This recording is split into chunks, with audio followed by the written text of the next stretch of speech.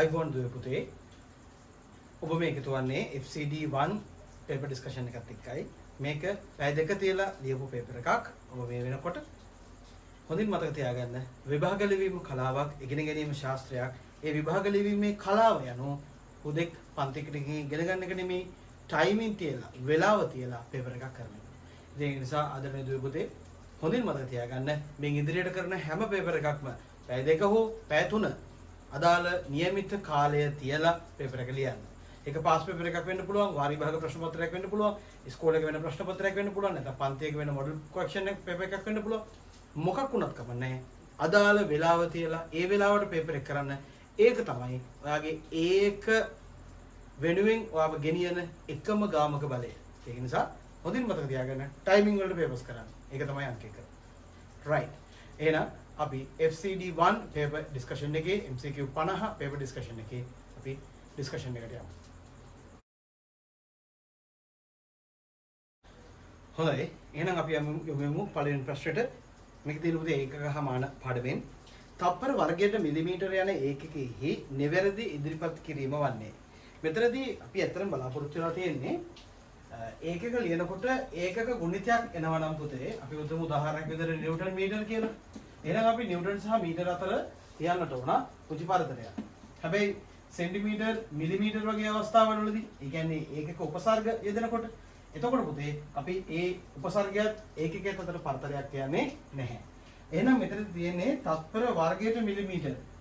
තත්පර වර්ගයට මිලිමීටර. එහෙනම් මිලිමීටර අතර පරතරයක් තියෙන්න බෑ. තත්පර වර්ගය කියන එකත් එක්ක අතර පරතරයක් තිබිය යුතුයි. එහෙනම් මෙන්න මේ විදිහට දීපු උත්තරය තමයි මේකේ නිවැරදි පිළිතුර. යොමුමු එහෙනම් දෙවෙනි ප්‍රශ්නට.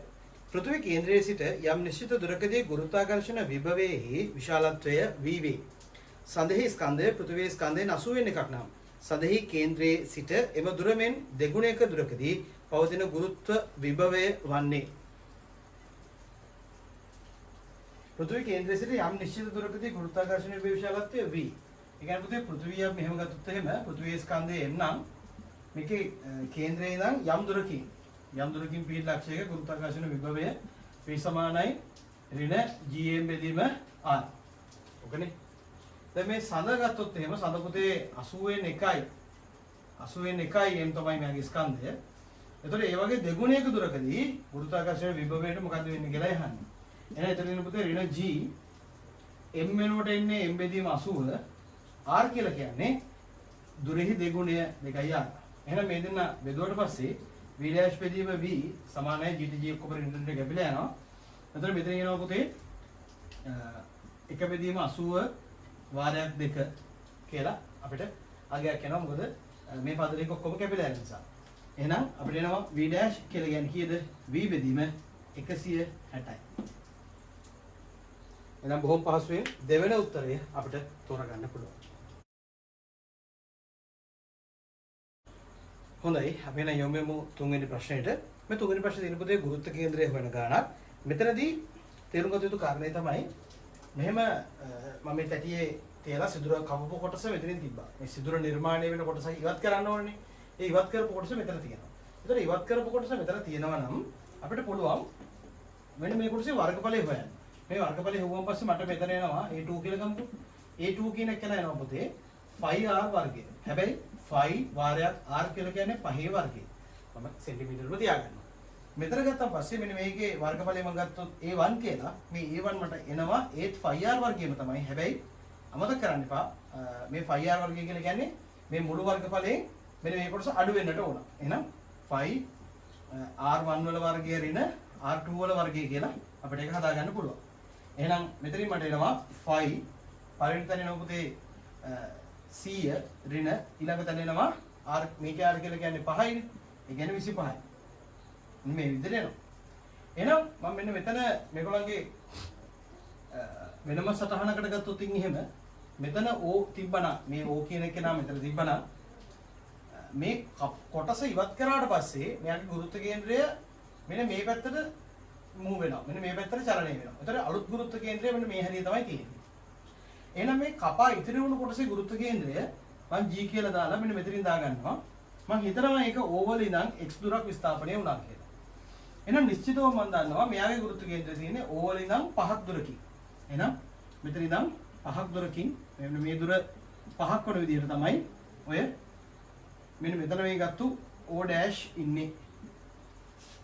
දැන් පුතේ මෙන්න මෙතනින් පල්ලෙහාට තියෙනවා මේක 30ක් නිසා මට සලකන්නට පුළුවන් මේක 30ක් නිසා කොහොමද මෙතන වර්ගඵලය A1 ඒක වාරයක් පෘෂ්ඨික ඝනත්වය වර්ග මීටරයක නැත්නම් ඒකක වර්ගඵලයක පවතින ස්කන්ධය ρ කියලා ගත්තා නම් එහෙනම් A1 වාරයක් ρ කියලා මෙතනින් තියෙන ස්කන්ධය සලකන්න පුළුවන්. ඒක G වලින් වැඩි කරා නම් බර එනවා. මෙන්න මෙතනින් තියෙන බර මට ගන්න පුළුවන් පුතේ කොහොමද 5 වාරයක් එහෙම නැත්නම් මට සරලව A2 කියලා දාත හැකි A2 වාරයක් ρ කියලා ඉදිරිපත් කරන්න පුළුවන්. දැන් මම මේ කපා ඉවත් කරලා තැටිය නැවත මෙතනින් ගෙනලා තිබ්බනම් මොකද වෙන්නේ? මේ තැටිය සම්පූර්ණ වෙලා මේ ඉතිරි කොටසෙත් මේ කපා ඉවත් කරපු කොටසෙත් ගුරුත්ව කේන්ද්‍රය නැවත O වලට එන්නට ඕන. එහෙනම් මට කියත හැකි මොකද? A1 ρg වාරයක් x සමානයි. මෙන්න මේ O වට ගූර්ණ සමාන වෙන්න ඕන. A2 ρg වාරයක් 5 කියලා. එහෙනම් ආදරණීය දූ පුතේ දැන් මෙතනින් අපිට ρg ට ρg කපලා දාන්න පුළුවන්. එහෙනම් පහසුවෙන් මෙතනින් අපිට x හොයලා ගන්නට පුළුවන්. කීයද? A2 වාරයක් 5 බෙදීම A1 ඉතින් හොයන්නට පුළුවන් පුතේ.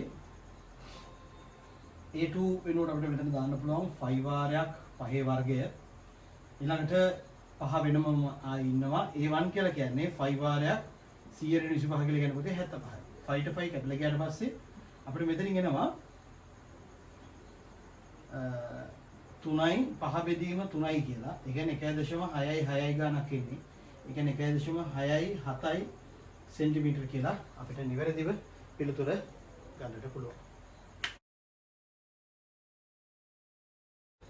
හොඳයි පුතේ අපි එන යොමු 4 වෙනි ප්‍රශ්නෙට. අපි මේ කතා කරන්නේ 4 වෙනි ප්‍රශ්නය. මේ රූපසටහන මෙහෙම කණු දෙකක් තියෙනවා සිරස් කණු දෙකක්. ඒ කණු දෙක අතර තන්තුවක් ඇදලා තියෙනවා. නැත්නම් කම්බියක් ඇදලා තියෙනවා. දෙකයි ඊල් දෙගති. ඒක ඇදීමකින් තොරව නිදහසේ තියෙනවා. පක්ෂියෙක් මෙන්න මේකේ මැදයට වැහුවට පස්සේ මේ තන්තුව පල්ලෙහාට යම් ප්‍රමාණයක් එනවා. මේ මැද ලක්ෂයේ පල්ලෙහාට යම් ප්‍රමාණයක් එනවා. ඒ එනකොට පුතේ අපිට තේරෙනවා මේ තන්තුව යම් ඇදීමකට ලක් වෙනවා කියලා. මම ගත්තා මේ මුළු තන්තුවේ ඇදීම නැත්නම් තන්තුවේ මුළු විතතිය 2D කියලා ගත්තා. හරියටම මැදයට වහන නිසා මේ තන්තු කොටස ඇදෙන දිගත් D, මේ තන්තු කොටස ඇදෙන දිගත් D. ඒ වගේම තමයි අපිට ගානේ කියනවා මෙන්න මේ කොටස් දෙක අතර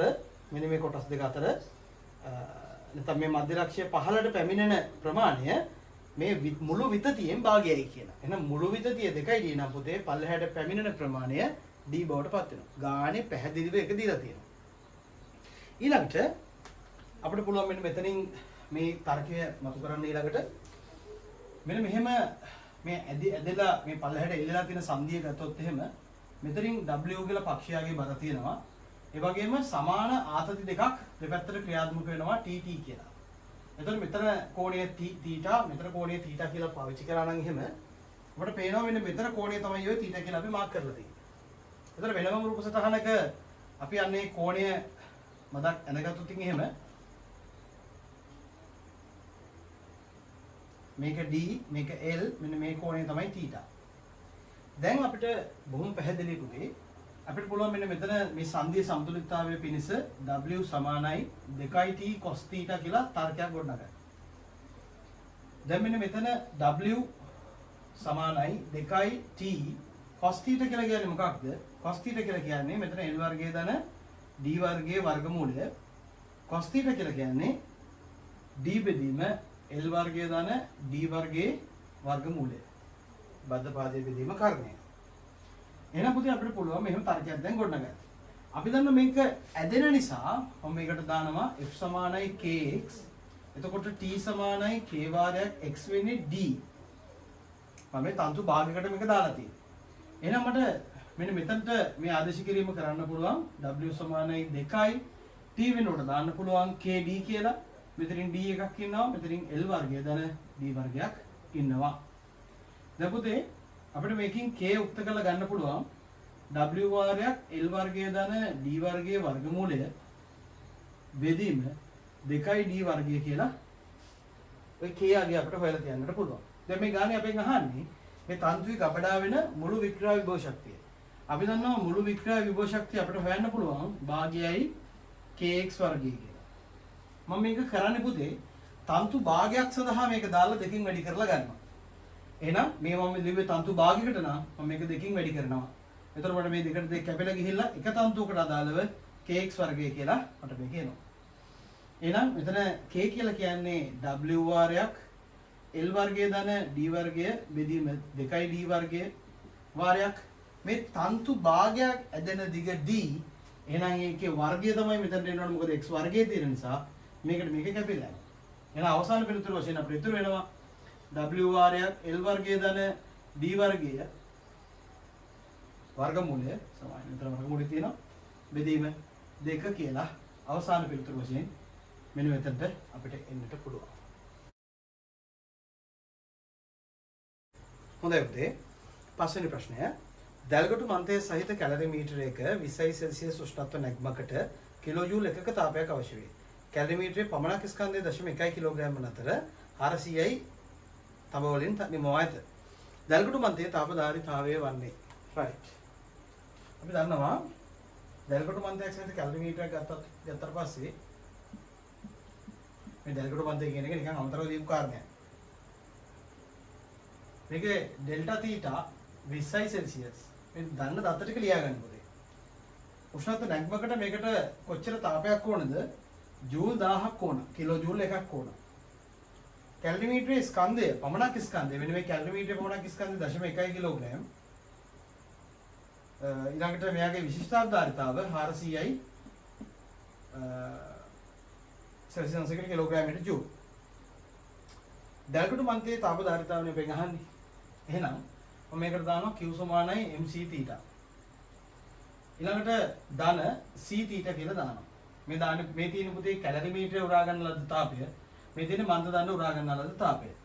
එහෙනම් මෙතනට කිලෝ ජූල් එකක් ඕනේ නම් මෙතනට 0.1යි c කියලා කියන්නේ 400යි වාරයක් θ කියලා කියන්නේ 20ක උෂ්ණත්ව නැග්මක් ධන මෙන්න මේ තියෙන දැල්ගොටු මන්තයේ තාපධාරීතාවය C කියලා ගත්තොත් එයාගේ උෂ්ණත්ව නැග්ම 20ක්ම තමයි. එහෙනම් මෙන්න මෙතනින් පහසුවෙන් අපිට මේ C ව විසඳලා C ව හොයලා පහසුවෙන් ගන්න පුළුවන්. කොහොමද? 1000 ඍණ මෙතන කැපිලා ගියාම 800යි බෙදීම 20යි. එහෙනම් මෙතනින් එනවා 200යි 200 බෙදීම 20 කියලා කියන්නේ පුතේ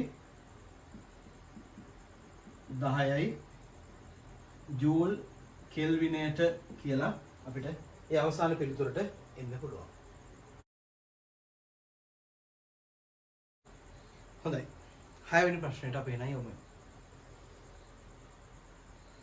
සත්‍ය වායුක අභ්‍යන්තර ශක්තිය 3යි kT. මෙහි k අණු බොල්ට්ස්මාන් නියතය වන අතර t අණු නිරපේක්ෂ උෂ්ණත්වය. හොඳයි පුතේ. අපිට හොඳින් මතක තියාගන්න මේ සාමාන්‍ය අභ්‍යන්තර ශක්තිය අපිට ඉදිරිපත් කරන්න පුළුවන් වායු අණුවක 2න් 3යි kT කියලා. දැන් මේක සත්‍ය වායුවක අභ්‍යන්තර ශක්තිය මේ ගානේ දීලා තියෙනවා. එහෙනම් මේක අභ්‍යන්තර ශක්තිය u ඉදිරිපත් කරන්න පුළුවන් පුතේ කීයද? 3යි සිම්පල් kT කියලා. අපෙන් අහන්නේ 27 හි පවතින වායුවක අභ්‍යන්තර ශක්තිය. 27 පවතින වායුවක මේ කියන වායුවේ අභ්‍යන්තර ශක්තිය අපිට ලියන්න පුළුවන් U27 බෙදීම U127 කියලා. හැබැයි මතක තියාගන්න මේ ගානේ යට දීලා තියෙනවා පරිපූර්ණ වායුවක මධ්‍යග්න අභ්‍යන්තර චාලක ශක්තිය කියලා. අපි එක ප්‍රමාණයක් එක අණුවක් කියලා ගත්තොත් එහෙම සමාන අණු ගණන් නැත්නම් සමානක මවුලයක් කියලා ගත්තොත් එහෙම ප්‍රශ්නයක් නැතුව අපිට මේක දාන්න පුළුවන් 3යි k වාරයක් 27 කියලා කියන්නේ පුතේ මෙතන දෙනවා 300 බෙදීම මේ යට තියෙන්නේ පරිපූර්ණ වායුවක අභ්‍යන්තර ශක්තිය. ඒක කීයද පුතේ? පරිපූර්ණ වායුවක එක්කෙනා කීයද? 2න් 3යි kT. මොකද තමයි වර්ධින කරන්නේ. පරිපූර්ණ වායුවක 2න් 3යි kT. එහෙනම් මෙතන දානවා 2න් 3යි සිම්පල් k වාරයක් t කියලා කියන්නේ කීයද? 400යි කෙල්වින්. නේ 27ක් එකතු කරාම 300යි තව 100 එකතු කරාම 400යි. එහෙනම් මෙතනින් තොරට තොර කැපෙනවා මේකට මේක කැපෙනවා kට k කැපෙනවා. මෙතනින් එනවා පුතේ කොහොම මෙතනින් කියපුවාම දෙකක් තුන බෙදීම දෙකක් කියලා අපිට සරලව පිළිතුරු ගන්න පුළුවන්. ගොඩක් දරුවෝ මේක වරද්ද ගන්න පොයින්ට් එක තමයි මෙන්න මෙතන 127ට දානවා 3යි kt කියලා. ගානේ පැහැදිලිව කියලා තියෙනවා ඒක පරිපූර්ණ වායුවක අභ්‍යන්තර ශක්තිය කියලා.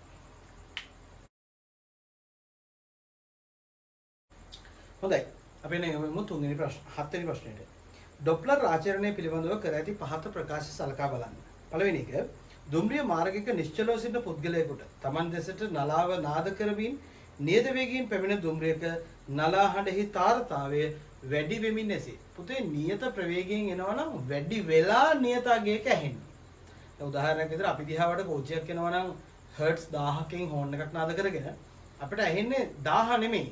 එයා අපි දිහාවට එනවා නම් 1000ට වඩා වැඩි අගයක් අපිට ඇහෙනවා. හැබැයි වැඩි වෙච්ච අගය නියතයි. වැඩි වෙමින් ඇහෙන්නේ නැහැ. වැඩි වෙමින් එනවා නම් පුතේ ත්වරණය වෙන්න ඕන. එහෙනම් පළවෙනි ප්‍රකාශනයේ වැරදි. ඊළඟට කියනවා යම් තාරකාවක් නිල් වර්ණයෙන් දිස්වේ. හරි. නිල් පාටින් පේනවා. ඒ භ්‍රමණය නොවි පෘථිවියෙන් ඉවතට ගමන් ගන්නේ නැහැ. පෘථිවියෙන් ඉවතට යනවා නම් පුතේ අපිට සංඛ්‍යාතය අඩු වෙනවා. සංඛ්‍යාතය අඩු වෙලා පේනවා නම් ඩොප්ලර් ආචරණයට අනුව සංඛ්‍යාතය අඩු වෙනවා. සංඛ්‍යාතය අඩු වෙලා පේනවා නම් නිල් පාටට වඩා අඩු සංඛ්‍යාතයක් සහිත වර්ණයක් තමයි අපිට පේන්නට ඕන. එහෙනම් අපිට කියනවා ඉවතට ගමන් ගන්නේ නම් පෘථිවියට එය කහ වර්ණයෙන් දිස්වීමට හැකියාවක් ඇත. ඒක හරි. ඉවතට යනවා නම් කහ වර්ණයෙන් දිස් වෙන්න පුළුවන්. මොකද නිල් පාටට වැඩිය අඩු සංඛ්‍යාතකින් තමයි අපිට ඒක දිස් වෙන්නට ඕන. ඩොප්ලර් ආචරණය ධ්වනියට විතරක් නෙමෙයි ආලෝකයටත් වළංගු වෙනවා. ඊළඟට C එන B ප්‍රකාශනයේ හරි ලක්ෂාකාර ධ්වනි ප්‍රභවයක් වෘත්තාකාර පතයක ගමන් ගන්නා විට කේන්ද්‍රයේ සිටින නිරීක්ෂකයෙකුට කිසිදු ධ්වනි සංඛ්‍යාතයක් නොදේ. පුතේ ධ්වනි සංඛ්‍යාතයක් නොදැනේ නෙමෙයි. දැන් ලක්ෂාකාර ස්ථානයක ඉන්නවා මේ අදාළ වස්තුවත් ලක්ෂාකාරය මෙන්න මෙහෙම වෘත්තාකාර මාර්ගයක ගමන් කරනවා. මෙයා ඉන්නේ මෙන්න මෙතන කේන්ද්‍රයේ. හැමතිස්සෙම මේ වස්තුවේ ප්‍රවේගය මොකද වෙන්නේ? අදාළ මැද ඉන්න නිරීක්ෂකයාට යා කරන රේඛාවත් එක්ක ගත්තම අංශක 90යි. අංශක 90යි. අංශක 90යි කියලා කියන්නේ මේ v නම් මේ පැත්තට තියෙන ප්‍රවේගය v cos 90 cos 90 බිඳුව නිසා මේ නිරීක්ෂකයාට සාපේක්ෂව මේ වස්තුව තමන්ගේ දෙසට එනවවත් තමන්ගෙන් ඉවතට යනවක්වත් කියලා පේන්නේ නැහැ. එහෙනම් මේ නිරීක්ෂකයා සහ මේ වස්තුව අතර සාපේක්ෂ චලිතයක් නැහැ. පුතේ සාපේක්ෂ චලිතයක් නැති වුණාට පස්සේ තියෙන කාරණේ තමයි එයාගේ ස්වභාවික සංඛ්‍යාතය තමයි මෙයාට ඇහෙන්නේ. සංඛ්‍යාතයක් ඇහෙන්නේ නැතුව නෙමෙයි. සංඛ්‍යාතය වෙනස් වෙන්නේ නැහැ. ස්වාභාවික සංඛ්‍යාතයම මෙයාට ඇහෙනවා. හරි? right. එහෙනම් බොහොම පහසුවෙන් අපිට C ප්‍රකාශනයත් වැරදි කියලා ගන්නට පුළුවන්. එතකොට මේකේ පිළිතුරු වශයෙන් අපිට ගන්න පුළුවන් B පමණක් සත්‍ය වේ. පළවෙනි එක. හොඳයි. අපි එන යමු 8 වෙනි ප්‍රශ්නෙට. 250 හර්ට්ස් 480 හර්ට්ස් 320 හර්ට්ස් ලෙස සරසුල් කට්ටලයක් කොටසක් ජලය ගිල්ලූ දෙකළවර විවෘත නලයක ඇති වාතකඳක් සමග මූලික අවස්ථාවෙන් අනුනාද කළ විට ලැබුණු අනුනාද දිගවල් අතර අඩුතම දිගෙහි ආසන්නතම අගය මිලිමීටර් වලින් වන්නේ අඩුතම දිගෙහි ආසන්නම අගය. අපි සංඛ්‍යාත තුනක් තියලා එක කෙලවරක් යට වෙන ප්‍රශ්නය එක කෙලවරක් ජලයෙන් වැහිලා තියෙන පුතේ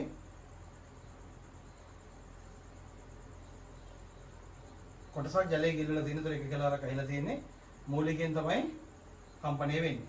ඒතර මූලිකයෙන් කම්පණය වුණාට පස්සේ මේකේ දිග ගහවම මේකේ දිගෙහි අඩුතම අගයන්නේ වැඩිම සංඛ්‍යාතය. ඒතර අපිට බොහොම පහසුවෙන් ගන්නන්න පුළුවන් මෙතන 480 තමයි වැඩිතම සංඛ්‍යාතය. එහෙනම් මේක තමයි අදාළ සංඛ්‍යාතය. මේක මේ අඩුතම දෙන්නේ යහන්නේ අපි. අඩුම දිගෙහි ආසන්න මාර්ගය. එතකොට අපිට මේකට ගන්න පුළුවන් පුතේ ලැම්ඩා බෙදීම 4 සමානයි L කියලා ලැම්ඩා සමානයි 4යි L කියලා ගන්න පුළුවන්. අපිට පුළුවන් V සමානයි F ලැම්ඩා කියලා මූලික සූත්‍රය දාන්න. මේ V වල අගය අපිට දීලා තියෙනවා 320යි කියලා. 320යි. ඊළඟට F කියලා කියන්නේ 480යි වාරයක් ලැම්ඩා අපිට ගන්න පුළුවන් 4යි L කියලා. හැබැයි වාතකඳේ මනිනලද නලේ දිගට වඩා 0.1 තරම් මිලිමීටර් ඉතා කුඩා දිග වැඩිවීමක් පවතී. මේ කියන්නේ පුතේ ආන්ත ශෝධනය. මෙන්න මෙතන මේ ආන්ත දෝෂය තියෙනවලු 0.1 මිලිමීටර්. එහෙනම් මේ L කිව්වට මේ L දාන 0.1 කියලා අපි මේක දාන්නට ඕන. මම මේක මිලිමීටර වලින් ගත්තේ. ඒතර L දාන 0.1 කියලා දාන්නට ඕන. මේක වැඩි කිරීම 10 3යි. දැන් මෙන්න මේ අගය සුළු කරාට පස්සේ අපි මේක 12න් 8න් කැපුවොත් එහෙම මෙතන 8 4යි 40යි ඊළඟට මෙතන 8න් කැපුවොත් එහෙම 8 6යි එහෙනම් පුතේ මෙතන වෙනවා 2 සමානයි 3 වාරයක් 4 වාරයක් L ධන 0.1 වාරයක් 10 ඍණ 3 කියලා. එතකොට මෙතනින් බොහොම පහසුයි අපිට පිළිතුර ගන්නට පුළුවන් 2යි. එහෙනම් මෙතනින් එනවා පුතේ 6න් 1 සමානයි මේ ගුණාට පස්සේ මෙතනින් එනවා 1000ක්. ඒතර L ධන 0.1 කියලා එතනට පිළිතුරක් එනවා. ඊළඟට L ධන 0.1 මෙතනට ආවට පස්සේ අපිට පුළුවන් මේ L වල අගය ගන්න 1000 බෙදීම 6 ඍණ 0.1. ඔව්. දැන් මෙතනදී අපිට මේ අගය මිලිමීටර වල ලැබෙන්නේ ආසන්න කිරීමක් කරලා 6න් 1 වාරයක් 10 3 කියලා ගන්නට පුළුවන් පුතේ. එතකොට 6න් 1 වාරයක් 10 3යි මේක මීටර කියලා ගත්තොත් එහෙම සමාන මේක මිලිමීටර වලින් එන්නේ. මොකද මෙතන අපි මිලිමීටර වලින් ගත්ත නිසා තමයි මෙතන 10 3ක් දාගත්තේ. ඒ කියන්නේ L වල අවසාන උත්තරේ අපිට ලැබෙන්නේ එතකොට මිලිමීටර වලින්. දැන් මෙතනදී මිලිමීටර ඔය ගාන ගත්තට පස්සේ ඒක මීටර වලට හැරෙවුවොත් එහෙම 6න් 1යි මීටර කියලා තමයි අවසාන පිළිතුර අපිට ගන්නට පුළුවන්. හොඳයි. අපි නේ යමු පුතේ 9 වෙනි ප්‍රශ්නෙට. මේක බොහොම පහසු ප්‍රශ්නයක්. ගොඩක් දරුවෝ මේ ප්‍රශ්නේ තාර්කය තේරුම් ගන්න නැතිව වැඩේ වරද්ද ගැනීමක් තමයි තියෙන්නේ. සිලින්ඩරාකාර බඳුනක පොල් තෙල් ජලයේ ග්ලිසරින් යන මාධ්‍ය තුනක් ඉහළ සිට පහළට පෙරලෙන දමායත. දැන් මෙන්න මේකේ ගත්තට පස්සේ පුතේ මේ ග්ලිසරින් තියෙනවා. ඊළඟට මෙතන ගත්තාන් පස්සේ ආයි ජලය තියෙනවා. මෙතන පොල් තෙල් තියෙනවා. මෙන්න මෙතන තමයි ඔයිල් තියෙන්නේ. දැන් මෙහෙන් ඇතුළත් වෙන කිරණය කොහොම හරි ගිහිල්ලා මෙතනින් එළියට යනවනේ. එහෙනම් මෙයා මේ ආයි යන්නේ කාටද? වාතයට යන්නේ. ආයි වාතයට යනකොට වාතයේ ප්‍රවේගය මම C0 කියලා ගත්තොත් එහෙම මේ මාධ්‍යයේ ප්‍රවේගය C කියලා ගත්තොත් එහෙම මට මෙතන දාත හැකි N1 C1 සමානයි N2 C2. N1 කියන්නේ මේ මාධ්‍යයේ වර්තනාංකය. එතකොට අපිට පොල් තෙල් වල වර්තනාංකය 1.4 කියලා දීලා තියෙනවා. වාරයක් C1 සමානයි C සමානයි N2 කියලා කියන්නේ 1යි වාතයේ වර්තනාංක මේ ජලයේ මේ සමාන වාතයේදී ප්‍රවේගය දීලා තියෙනවා 3 වැඩි කිරීම 10 8යි කියලා. එහෙනම් C1 කියලා කියන්නේ 3 වැඩි කිරීම 10 8 බෙදීම 1.4යි ms ඍණ 1. එහෙනම් මෙහෙම තමයි අපිට මෙතනින් පොල් තෙල් වල අගය පොල් තෙල් වලදී ආලෝකයේ ප්‍රවේගය අපිට ගණනය කරලා ගන්නට පුළුවන්. මෙතනදී පුතේ අපිට පිළිතුරු වශයෙන් ලැබෙනවා 2. පිළිතුරු වශයෙන් ලැබෙනවා 2. ඒක ආසන්න කිරීමක් කරලා ගත්තොත් එහෙම ආසන්න කිරීමක් කරලා ගත්තොත් C වල අගය 2 වැඩි කිරීම 10 8යි කියලා ගන්නට පුළුවන්. 1.5 කියලා හිතුවොත් එහෙම 2 වැඩි කිරීම 10 8ක් කියලා අපිට පහසුවෙන් උත්තරේ ගන්නට පුළුවන්. හොඳයි. අපි එන යොමුන් පුතේ 10 වෙනි ප්‍රශ්නෙට මේක විද්‍යුත් ක්ෂේත්‍ර රේඛා පිළිබඳව තමයි මේ අදාළ විමසීම කරලා තියෙන්නේ. පළවෙනි වාක්‍ය අසත්‍ය ප්‍රකාශය අපෙන් අහන්නේ විද්‍යුත් ක්ෂේත්‍ර රේඛාහි දිශාවට විරුද්ධව ප්‍රෝටෝනයක් ගෙන යන විට. දැන් පුතේ විද්‍යුත් ක්ෂේත්‍ර රේඛාව ගමන් කරන්නේ හැමතිස්සෙම ධන පැත්තෙන් ඉඳන් ඍණ පැත්තට. කියන්නේ ධන තහඩුවකින් ඍණ තහඩුවකට ධන ආරෝපණයකින් ඉවතට ඍණ ආරෝපණයක් දෙසට. නැතු ධනයකින් ඉවත් වුණොත් ඍණ එකක් දෙසට එන්න ඕනේ කියලා නීතියක් නැහැ. එතකොට අපි ගත්තොත් එහෙම ප්‍රෝටෝනේ ගමන් කරන්නේ අදාළ ශ්‍රාව රේඛාවේ දිශාවට නම් අපි කිසිම මහන්සියක් වෙන්න ඕනේ නැහැ පුතේ. මෙයා ස්වාභාවිකවම ඍණ පැත්තට ඇදිලා යනවා. එහෙනම් ක්ෂේත්‍රය විසින් කාර්යයක් කරනවා. හැබැයි අපෙන් ප්‍රශ්නේ අහන්නේ මොකද්ද? අපෙන් ප්‍රශ්නේදී අහන්නේ ක්ෂේත්‍ර රේඛාවේ දිශාවට විරුද්ධව ප්‍රෝටෝනයක් ගෙන යනවා. ඒ කියන්නේ මෙන්න මෙහෙට ගෙන යනවා. මෙහෙට ගෙන යනවා නම් අපි මහන්සියෙන් අපි කාර්යයක් කරන්න ඕන. ක්ෂේත්‍රය විසින් කාර්යයක් කරන්නේ නැහැ. එහෙනම් ප්‍රෝටෝන කියන්නේ ක්ෂේත්‍රය විසින් කාර්යයක් සිදු කරයි කියන එක වැරදි. අසත්‍ය ප්‍රකාශයනේ අහන්න තියෙන්නේ. එහෙනම් මුලින්ම යනකොටම අපිට අසත්‍ය ප්‍රකාශය හම්බුණා. අපි ඉතුරු ප්‍රකාශ වලට යමු. විද්‍යුත් ක්ෂේත්‍ර රේඛා විභවයේ වැඩි තැන සිට අඩු තැන දක්වා ගමන් කරයි. ඒක හරි. මොකද විභවය ගත්තොත් එහෙම ධන පැත්තේ ධන එක්කෙනාගේ විභවය වැඩි ඍණ එක්කෙනාගේ විභවය අඩුයි කියලා අපි සැලකුවොත් එහෙම ලකුණු සම්මුතිය අනුව එහෙනම් ධන තැනින් ඉඳන් ඍණ තැනට යන්නේ. ඒ කියන්නේ විභවය වැඩි පැත්තේ ඉඳන් අඩු පැත්තට තමයි ගමන් කරන්නේ. සන්නායක තුල විදුලි ශ්‍රාවකයක නොපිහිටයි. ඔව් ඒක හරි. මොකද සන්නායක තුල ආරෝපණ රැඳීමක් සිදු වෙන්නේ නැති නිසා. ඊළඟට විදුලි ශේෂ්ත්‍රයක ධන ආරෝපණයකින් ආරම්භ විය හැකි අතර ඍණ ආරෝපණයකින් අවසාන විය හැකිය. ධන ආරෝපණයකින් අවසාන විය හැකිය. සමාන ධන ආරෝපණයකින් ආරම්භ විය හැකි අතර ඍණ ආරෝපණයකින් අවසාන විය හැකිය. ඔව් ඒක හරි. නමුත් මේක වැරදිට තේරුම් ගන්න එපා. ධන ආරෝපණයකින් පටන් ගත්තම අනිවාර්යෙන්ම ඍණ ආරෝපණයකින් අවසන් වෙනවා කියලා. එහෙම එකක් විතර කියලා නැහැ. නිසා මේ හතරෙන් ප්‍රකාශනේ හරි. විදුලි ශේෂ්ත්‍රයේ ප්‍රබල වන විට මේ ස්ථානයේ විදුලි ශේෂ්ත්‍ර රේඛා එකිනෙකට ලංව පිටයි. ඒක හරියක මූලික ලක්ෂණයක් විදිහට අපි ඉගෙන ගන්නවා. ශ්‍රාව ඝනත්වය විදුලි ශේෂ්ත්‍ර තීව්‍රතාවයේ ප්‍රබල වෙන තරමට එතන විදුලි ශ්‍රාව රේඛා වල ඝනත්වය නැත්නම් ඒ තියෙන සංඛ්‍යාව වැඩි වෙනවා කියලා. හොඳයි. අපි ඊළඟට යමු 11 වෙනි ප්‍රශ්නෙට. හොඳයි. අපි එහෙනම් 11 වෙනි ප්‍රශ්නට යමු. මේ 11 වෙනි ප්‍රශ්නෙට කලින් පොතේ 10 වෙනි ප්‍රශ්නේ මේ පුංචි පැහැදිලි කිරීමක් කරන්නට ඕන 3 වෙනි උත්තරය සම්බන්ධව සන්නායක තුල විදුලි ශේෂ්ත්‍ර රේඛා නොපිහිටයි කියන කතන්දරය හරි වෙන්නේ කොහොමද කියලා ප්‍රශ්නයක් මතුවෙන්න පුළුවන් දරුවෙක්ට. ඒක එහෙම වෙන්නේ සන්නායක ඇතුලේ විදුලි ශේෂ්ත්‍ර තීව්‍රතාව බිඳුවයි. ඒ කියන්නේ විද්‍යුත් ශේෂ්ත්‍රයක බලපෑමක් පවත්වන්න හැකියාවක් නැහැ මොනම ආකාරයක වුණත් සන්නායකයක් තුල. ඒතර ඒ වගේ විදුලි ශේෂ්ත්‍ර රේඛාවක නැත්නම් විදුලි ශේෂ්ත්‍රයක බලපෑමක් පෙන්වන්න බැරි නම් පවත්වන්න බැරි නම් ධනාරෝපණයක් මත බලයක් ඇති කරන්න බෑ. අපි විදුලි ශ්‍රාව රේඛාවක අර්ථ දක්වන්නේ ශේෂ්ත්‍රයක නිදහස් කරන ලද සැහැල්ලු ධනාරෝපණයක් මත කූලෝම් එකක් මත ඇතිවන බලය නිසා යාගේ ගමන්පතේ කියන එක තමයි පුතේ ශ්‍රාව රේඛාවක් විදිහට අපි යාව හඳුන්වන්නේ. එතකොට බලයක් ඇති කරන්න බෑ සන්නායකයක් ඇතුලේ. මොකද සන්නායකයක් ඇතුලේ ශේෂ්ත්‍රයක පැවැත්මක් නැති නිසා. මොකද ආරෝපණ ලදන්නේ නැහැ. විදුලි ශේෂ්ත්‍ර තීව්‍රතාව බිඳුවයි ආරෝපණ ලදන්නේ නැහැ. සන්නායකයක් තුල අපි ශේෂ්ත්‍රයේ විදුලි ශේෂ්ත්‍ර තීව්‍රතාව බිඳුවයි කියලා තමයි අපි සලකන්නේ. අන්න ඒ පදනමෙන් මොකද ආරෝපණ ලදන්නේ නැති නිසා ඒ පදනමෙන් තමයි ඒ වාක්‍යය හරි වෙන්නේ. හොඳයි. අපි එහෙනම් 11 වෙනි ප්‍රශ්නෙට යමු. දැන් මෙතනදී 11 වෙනි ප්‍රශ්නය. මේකේ තියෙන විදුලි ශේෂ්ත්‍ර සම්බන්ධවමයි. මෙතන තියෙන පුතේ ධන Q සහ ඍණ Q ආරෝපණ දෙකක් තියෙනවා. මේක ඍණ Q, මේක ධන Q.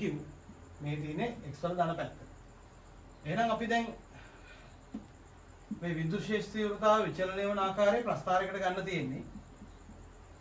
දැන් මෙතනදී පුතේ හොඳින් තේරුම් ගන්න.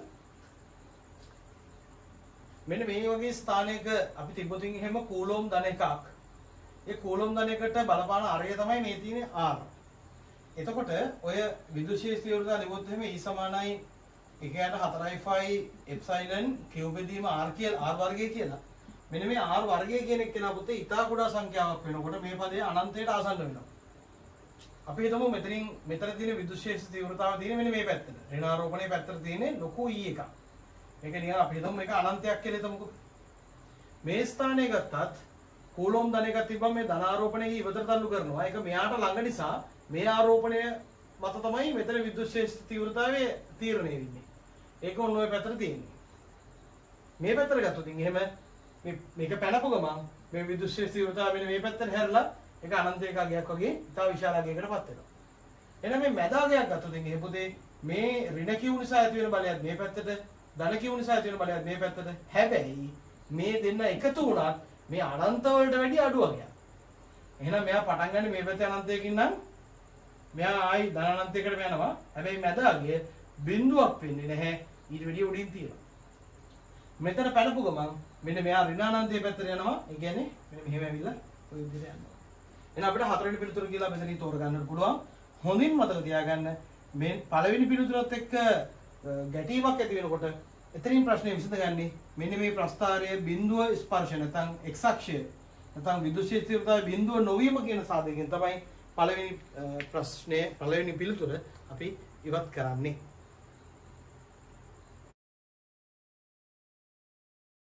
හොඳයි. අපි යමු 12 වෙනි ප්‍රශ්නෙට. කඩදාසිය තුළට යොමු වන ඒකාකාර චුම්බක ශිර්ෂයක් තුළ ඊට ලම්බකව තබා ඇති සමචතුරස්‍රාකාර කම්බි රාමුවක් සලකන්න. මෙහි XY ලෙස ප්‍රදේශ දෙකකට වෙන් කර ඇති අතර ප්‍රශ්නේ මේ සම්බන්ධ සියලු දත්ත ටික තියෙනවා පුතේ. මෙන්න මෙතනදී මේ කම්බි යටින් එන කම්බි දෙක සම්බන්ධ වෙන තැන නිසා තමයි මේ ප්‍රශ්නේ යම් වරද්දා ගැනීමක් සිදු කරන්නේ සහ ප්‍රශ්නය හරියට හදනවා නම් ඒක හදන්නත් පුළුවන්. ඔය නොයි සම්බන්ධ කරලා තියෙන දැන් දෙක දිහා බැලුවට පස්සේ. මේ මෙහෙම අතුරුට ශේෂ්ත්‍රයේ තියෙන මේ කොටස් වල මෙන්න මෙතනදී මේ උඩ කොටස උඩ ශේෂ්ත්‍රයත් යට කොටස යට ශේෂ්ත්‍රයත් කියලා හඳුන්වනවා. දැන් මොකද කියන්නේ? දැන් මේ ගාණිත මෙතනදී අපිට කියන්න පුතේ මුළු පළවෙනි ප්‍රකාශනයේ තියෙනවා මුළු ශේෂ්ත්‍රයේ ඒකාකාරව අඩු වූයේ නම් බල්බේ නොදැල් වෙන අතර ඒකාකාර ලෙස මුළු ශේෂ්ත්‍රයේ වැඩි වූයේ නම් බල්බේ දැල්වේ. එතන තේරුම් ගන්න ඕන මේ නිකම් බල්බයන් තියෙන්නේ. එතකොට මෙතනදී පුතේ ඒකාකාරව වැඩි වෙනවා නම් වැඩි වෙනකොට පත්තු වෙනවා නම් ඒ කියන්නේ ශේෂ්ත්‍රය වෙනස් වෙද්දී පත්තු වෙනවා නම් ශේෂ්ත්‍රය අඩු වෙද්දිත් ඒත් වෙනස් වීමක් නිසා අනිවාර්යෙන් පත්තු වෙනවා. ශේෂ්ත්‍රය වැඩි වෙනකොට පත්තු වුණා නම් ශේෂ්ත්‍රය අඩු වෙනකොටත් වෙනස් වීමක් නේ වැදගත් වෙන්නේ. විද්‍යුත් චුම්බක ප්‍රේරණයට වැදගත් වෙන පුතේ ශේෂ්ත්‍රයේ වෙනස් වීම. ඒක අඩු වෙනවද වැඩි වෙනවද කියන එක අදාළ නැහැ. වැඩි වෙනකොට පත්තු වෙනවා නම් අඩු වෙනකොටත් අනිවාර්යෙන් පත්තු වෙනවා. වැඩි වෙනකොට පත්තු වෙන්නේ නැත්නම් අඩු වෙනකොට ඒත් පත්තු වෙන්න බෑ.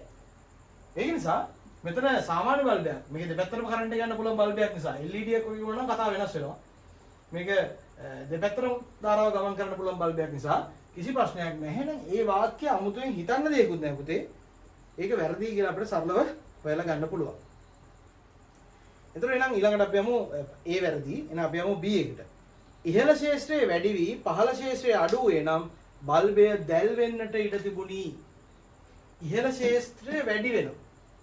ඉහළ ශේෂ්ත්‍රයේ වැඩි වෙනවා කියලා කියන්නේ පොතේ ඇතුළට ශ්‍රාවය වැඩි වෙනවා. ඇතුළට ශ්‍රාවය වැඩි වෙනවා නම් ඇතුළට ශ්‍රාවය අඩු කර ගන්නා පරිදි තමයි මෙන්න මේ කොටසේ ධාරාව ගමන් කරන්නේ. ඇතුළට ශ්‍රාවය අඩු වෙනවා කියලා කියන්නේ එළියට ශ්‍රාවය වැඩි වෙනවා කියන්නේ. එළියට ශ්‍රාවය වැඩි වෙන්න නම් මේ එළියට ශ්‍රාවය වැඩි වෙන්න ඕන. එළියට ශ්‍රාවය වැඩි වෙන්න ඕන. එහෙම වෙන්න නම් මෙතනින් මෙන්න මේ පැත්තට ධාරාවක් නැත්නම් විද්‍යුත් ශේෂ්ත්‍රයක් විද්‍යුත් ගාමක බලයක් ප්‍රේරණය වෙන්නට ඕන. ඊළඟ අපිට කියනවා ඉහළ ශේෂ්ත්‍රයේ වැඩි වී පහළ ශේෂ්ත්‍රය අඩු වෙනවා. මෙයා අඩු වුණා නම් මොකද වෙන්නේ පුතේ? මෙයා අඩු වුණා නම් ආයි අපි ඇතුළට මෙහෙම ගත්තොත් එහෙම මේ ඇතුළට ශ්‍රාවය වැඩි වෙන විදිහට ධාරාව ගලන්න ඕන.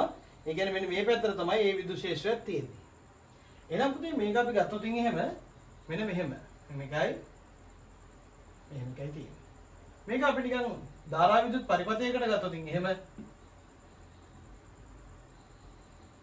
මෙන්න එහෙම තියෙන පරිපථයක් වගේ. දැන් මොකද වෙන්නේ? දැන් මේක මේ සමාන්තරගත පද්ධතිය දෙන්නම එක පැත්තට ඉන්නේ කිසි කරදරයක් නැහැ. මෙයාගෙන මේ දෙකෙන්ම මේ බල්බ් එක පත්තු කරනවා. හැබැයි මතක තියාගන්න මේ දෙපැත්තෙන් සංදි කරලා තියෙන එක නා මෙන්න මේ වගේ හරියකට ඇවිල්ලා තිබ්බනම් මෙන්න මේක මෙතනට මෙහෙම ඇවිල්ලා තිබ්බනම් එහෙම කතාව වෙනස් වෙනවා. මේක මෙතනට සම්බන්ධ කිරීම නිසා මේ උඩ රාමුවයි යට රාමුවයි සමාන්තරගත කෝෂ දෙකක් විදිහට තමයි ක්‍රියාත්මක වෙන්නේ. නෝක තමයි මේ ගානේ තියෙන වැදගත්ම පොයින්ට් එක. එහෙනම් අපි ඊළඟ කොටසට යමු. දැන් B හරි. සමාන උපරිම ශීඝ්‍රතාවයකින් ශේෂ්ත්‍ර දෙකම වෙනස් වන්නේ නම් ඉහළ ශේෂ්ත්‍රයේ වැඩි වී පහළ ශේෂ්ත්‍රයේ දිශාව ප්‍රතිවර්ත වී අඩුවන්නේ නම් බල්බයේ උපරිම දීප්තියකින් දැල්වේ. එහෙනම් මොකද වෙන්නේ පුතේ? සමාන උපරිම ශීඝ්‍රතාවයකින් වෙනස් වනවලු දෙකම ඉහළ ශේෂ්ත්‍රයේ වැඩි වෙනවා. ඉහළ ශේෂ්ත්‍රයේ වැඩි වෙනවා නම් ඒ කියන්නේ මේ පැත්තට තමයි ධාරාව වෙන්න ඕන. ඊළඟට පහළ ශේෂ්ත්‍රයේහි දිශාව ප්‍රතිවර්ත වී අඩුවන්නේ නම් ඒ කියන්නේ දැන් පහළ ශේෂ්ත්‍රය ඇතුළට නෙමෙයි පුතේ ධාරාව තියෙන්නේ. මොකද? එළියට තියෙන්නේ. දිශාව ප්‍රතිවර්ත වී අඩුවන්නේ නම් ප්‍රතිවර්ත වෙලා අඩු වෙනවා නම් මොකද වෙන්නේ? කොහොම ආයි වැඩි වෙන විදිහට ධාරාව යන්න ඕන. ඒ නිසා ඔය පැත්තට යන්නේ. ඒතර එහෙම ගත්තට පස්සේ මෙන්න මේ පැත්තට තමයි ඒක තියෙන්නේ. දැන් අපි මේ පරිපථයේ කෝෂය හදාගත්තොත් එහෙනම් මේ පැත්තට. දැන් බලන්න. මෙයා විසින් මේ පැත්තට ගල ධාරාව ගලන සෙට් කරනවා. මෙයා විසින් මේ පැත්තට විරුද්ධව ධාරාව ගලන සෙට් කරනවා. සමාන ශීඝ්‍රතාවවලින් වෙනස් වෙනවා නම් මේ ධාරාවයි මේ ධාරාවයි සමාන වෙලා මේ බල්බ් එක උපරිම දීප්තියකින් කොහෙත්මපත් වෙන්න බෑ. සමහර වෙලාවට යම්කිසි ශීඝ්‍රතාව වෙනසක් වුණොත් හරි ප්‍රායෝගික හේතුවක් මත හරි පත් වෙන්න ඉඩ තියෙනවා. හැබැයි ඒක ඉතාම අඩු ධාරාවකින් තමයි මේක පත් වෙනවා නම් පත් වෙන්න ඕන. ඒ නිසා සමහරවිට පත් වෙන ප්‍රමාණවත් විභවාන්තරයක් නොලැබෙන්නත් පුළුවන්. ඉතින් ඒ වගේ සාධක පිට අපිට C ප්‍රකාශනයේ වැරදි කියලා ගන්න පුළුවන්. එතකොට අපිට යන්න පුළුවන් B පමණක් සත්‍ය වේ කියන අවස්ථාවට. හොඳයි පුතේ. අපි නම් යමු 13 වෙනි ප්‍රශ්නෙට. ලෝහ සන්නායකයක මාන L සහ 10යි L වේ. එතකොට ඝනකාභයේ දිග L වන පැත්තක් මැදි වන පරිදි වූ සම්මුඛ මූණත් දෙකක් අතරේ ප්‍රතිරෝධයත් දිග 10යි L වන පැත්තක් මැදි වන සම්මුඛ පෘෂ්ඨ දෙකක් අතරේ ප්‍රතිරෝධයත් අතර අනුපාතය තමයි පුතේ අපි අහන්නේ. එහෙනම් අපිට පහසුයි මේකේ අපි මුලින්ම ඇඳගත්තු රූප සටහන 13 වෙනි ගානේ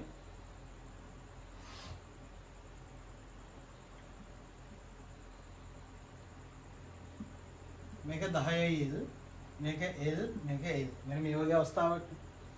ඒතර පුතේ මේ අනුපාතය අපෙන් අහන්නේ මුලින්ම දිග L වන පැත්තක් මැදි වන දිග L වන පැත්තක් මැදි වන කිව්වට පස්සේ අපිට කියන්නේ මේ වගේ අංක දෙකක්. මෙන්න මෙහෙම.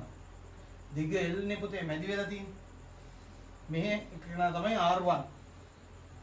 ඊළඟට අපිට කියනවා 10යි L මැදි වන. ඒ කියන්නේ මෙන්න මෙහෙම. මේක තමයි R2. එහෙනම් ඔය R1 වල ප්‍රකාශනය අපිට ලියන්න පුළුවන්. කොහොමද? ρ L බෙදීම A කියලා කියන්නේ කවුද? 10යි L වාරයක් L. R2 වල ලියන්න පුළුවන් පුතේ. එහෙනම් කොහොමද? ρ වාරයක් L කියලා කියන්නේ 10යි L බෙදීම වර්ගඵලය ගත්තට පස්සේ අපිට එන්නේ L වල වර්ගය. එහෙනම් R1 කියලා කියන්නේ පුතේ ρ L බෙදීම 10යි L වල වර්ගය. R2 කියලා කියන්නේ මෙන්න මේක 10යි ρ L උඩට යනවා L වල වර්ගය. එහෙනම් L ට L ρ L ට ρ L කැපිලා යනවා L වර්ගයට L වර්ගය කැපිලා යනවා. CN 1යි. ඒ කියන්නේ 0.1යි තමයි අනුපාතය. අපි නම් යමු 14 වෙනි ප්‍රශ්නෙට. මේක පුතේ රසදී බිඳුවක් මේසයක් උඩ තියලා අපෙන් අහන්නේ රසදී බුබුලේ මේසයේ මත ඇති කරන බලය වන්නේ. දැන් මේ අපිට පේනවා මෙන්න මෙතන මේ සම්බන්ධ වෙන ස්ථානය අපි උඩ වෙන් කරලා ඇඳගත්තොත් එහෙම මේ හරිය ඉන්න පෘෂ්ඨයේ විසින් මොකද කරන්නේ? මේ රසදී බුබුල මෙහෙම වේගෙන් මෙහෙම අදිනවා මේ පැත්තට. එහෙම නැත්නම් මේ මේසයත් එක්ක මෙතන රසදී බුබුල සම්බන්ධ වෙලා ඉන්නවා නම් මේසයේ විසින් රසදී බුබුල මේ පැත්තට මෙහෙම අදිනවා. අදිනකොට පුතේ නිකන් හරියට අපිව වහලා රෙද්දක් තියලා අපි රෙද්ද මෙහෙම අදිනකොට ඒ රෙද්ද අපේ ඔළුවට තද වෙනවනේ. අන්න ඒ වගේ එකක් තමයි රසදී බුබුලත් මෙහෙම පල්ලෙහාට තද වෙනවා. මෙහෙම තද වෙනකොට මෙන්න මේ පෘෂ්ඨයේ මැද තියෙන බලය තමයි අපෙන් අහන්නේ. අපි දන්නවා කොහොමත් H ρ G කියලා කියන්නේ මෙන්න මෙතන පීඩනය. මේ පීඩනයේ වාරයක් phi r වර්ගය කියලා බලයක් මේ පීඩනය නිසා මෙතන ඇති වෙනවා. ඊට අමතරව මෙන්න මේ පෘෂ්ඨීයව අදීම නිසා ඇතිවන බලයක් අමතර බලයක් මේ මේසෙට තදවීමක් සිද්ධ වෙනවා. එහෙනම් ඒක අපි ධන පෘෂ්ඨීයව ඇතිවන බලය පුතේ අපිට ගන්න පුළුවන්. මෙන්න මෙතනින් මේ බලය අපි F කියලා ගත්තොත් එහෙම මේ F බලය තියෙන පුතේ මෙන්න මෙහෙම ආනතද. එතකොට මේකේ තිරස්සන් රචකයේ මේ පැත්තෙන් යන තිරස්ස එක්කනට කැපිලා ගියාම සිරස් එක්කන විතරයි මේසෙට තද වෙන්නේ ඉතුරු වෙන්නේ. එතකොට එහෙම ගත්තට පස්සේ අපිට එනවා 2πr වාරයක් t sin theta කියලා අපිට ওই බලය ගන්න පුළුවන්.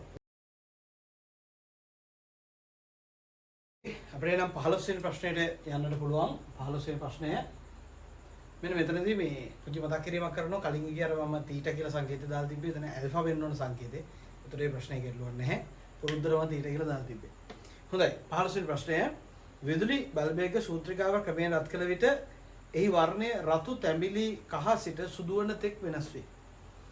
එහෙත් කිසි විටකත් නිල් හෝ කොළ පැහැයට පත් නොවේ. මීට හේතු විය හැකියි. පුතේ මෙතනදී වෙන්නේ ස්වාභාවිකව රත් වෙනකොට යාගේ වර්ණ නිකුත් වෙනකොට රතු තැඹිලි නිකුත් වෙලා කොළ නිල් දම් නිකුත් වෙන ලෙවල් එකට එනකොට සාමාන්‍යයෙන් සැලකිය යුතු තීව්‍රතාවයක් රතු වල කහ වල තැඹිලි වල පවතිනවා. එතකොට ඔය දම් පාට නිල් පාටක් පේන්න විදිහක් නැහැ. මොකද ඊට වැඩිය අතනින් එන රතු වලයි කහ වලයි තැඹිලි වල තියෙන තීව්‍රතාවය ඉතා වැඩි.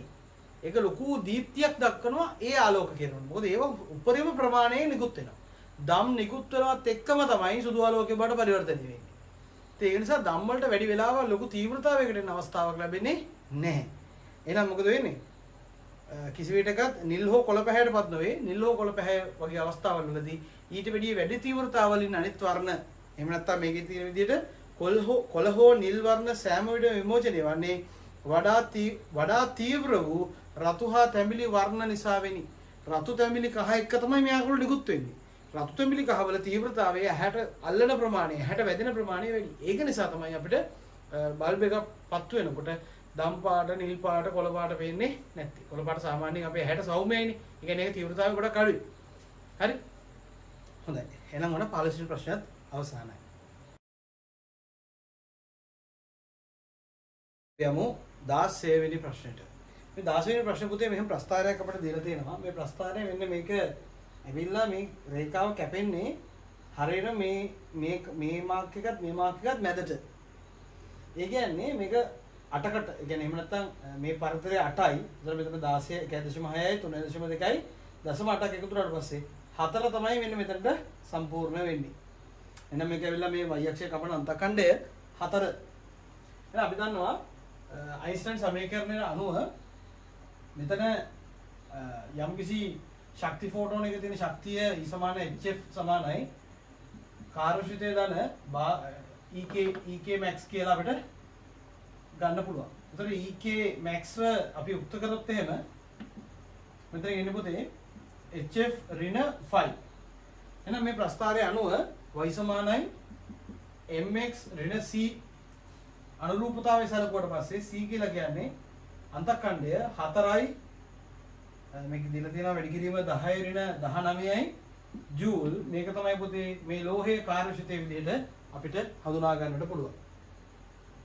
අපෙන් අහන්නේ මොකද්ද?